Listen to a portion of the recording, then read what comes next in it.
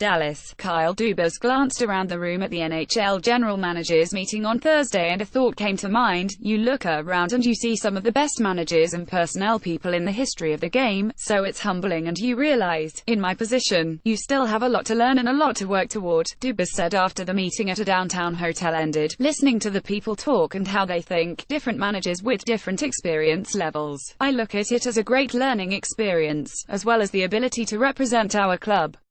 I'm very thankful and honored, frankly, now that he is part of the 31-member club. The onus is on Dubas to hit the ground running as he starts in earnest his tenure as Leafs general manager. While the Leafs will pick 25th in the first round on Friday and will have 6 more picks in the ensuing rounds on Saturday, on Dubas' to-do list is to meet with Louis Gross, the agent for restricted free agent William Nylander. Whether Nylander is willing to do a bridge deal or seek a long-term pact should be determined soon, if it has not been already, but Dubas is in no rush to get a deal done. We have lots of time and patience to work with that, Dubas said. There's no real end date in my mind. Well, just keep working toward it. William is an important part of what we do here. One Leafs restricted free agent has taken himself off the depth chart, as Dubas confirmed that center Miro Aaltonen will return to the KHL next. Aaltonen had 13 points in 20 playoff games with the Toronto Marlies in the run to a Calder Cup after recording 43 points in 64 games with the AHL club during the regular. If anything, it creates some incentive for our internal people, Dubas said. It's another depth spot that opens up for us. We had kind of counted on Miro challenging for a spot on the Maple Leafs next year.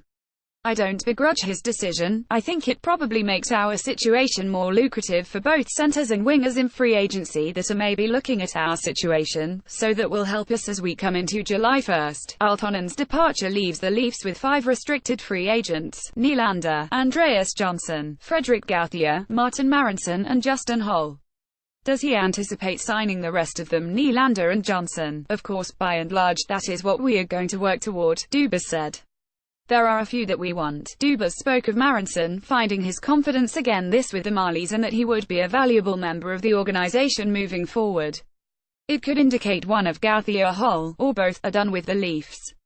What's clear is Dubas figures on there being activity from his end, whether via trades or free agency.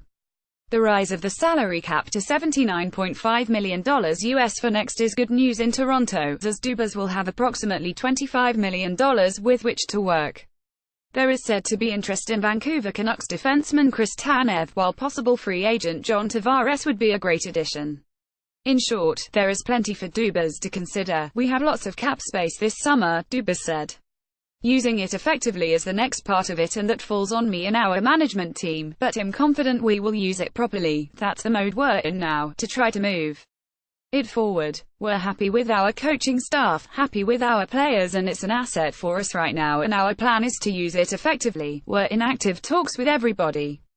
Teams are stating their intentions with what they would like to do. We're sort of monitoring everything and see if there is a fit for the Maple Leafs. T. Caution at postmedia.com, twitter.com/CoachTorontoson.